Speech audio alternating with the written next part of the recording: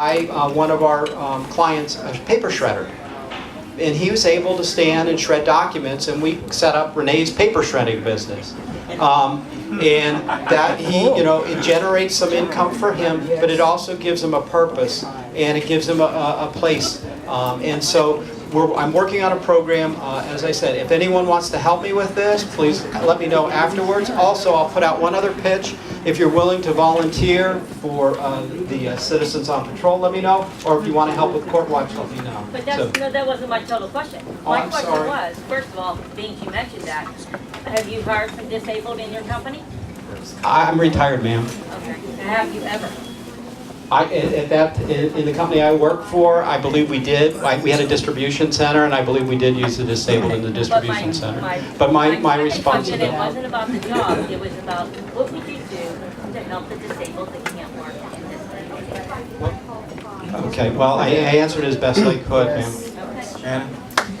And I'm going to keep this really brief because I actually do need to leave. So let me just tell you that, yes, I have hired the disabled, and I think what we need to do is we need to give more information to small businesses to let them understand that this is something that we all with no hands. I recently taught a woman how to do stained glass who was deaf.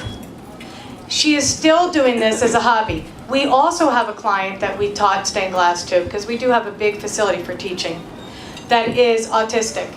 Her father thanks us every time she comes into McMauer class, because it gave her a focus and something to do that was uplifting, and she sells her work at craft shows.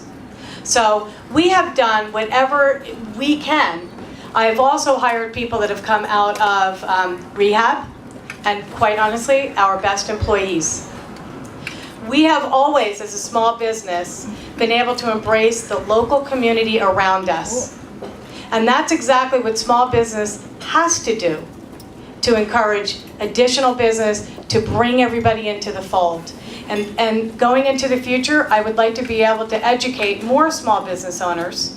I don't know if that's a city policy issue, or if it's something that can be instrumented, we could be instrumental in, but it would certainly make us a better city. Thank you very much for everything you did.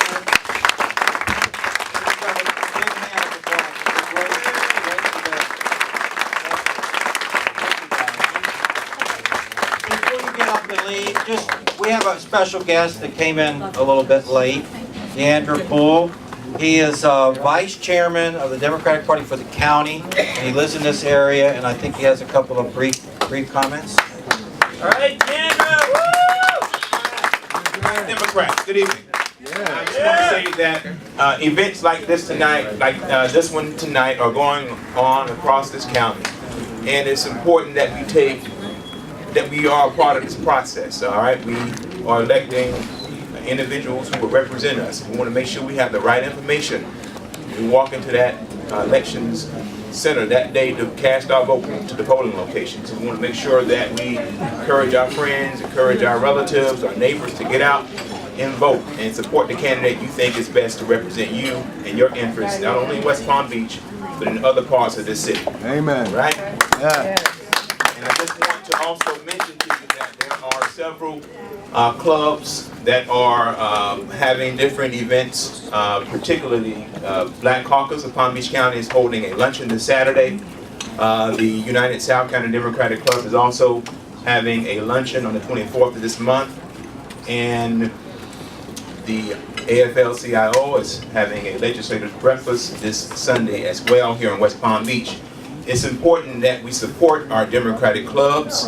Our Democratic clubs do a lot for the community. They do a lot by working with different candidates who are very supportive of their interests, give their time to our party, and we need you. We need your support. So if there's a club holding a luncheon, please attend, give your money, buy a table, buy a seat at the table.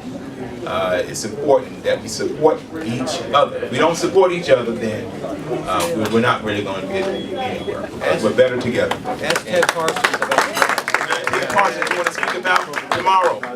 And also on March 5th, We're having an Awake the State rally at the Supervisor's office. Tom Conwork can answer more questions, more information is forthcoming.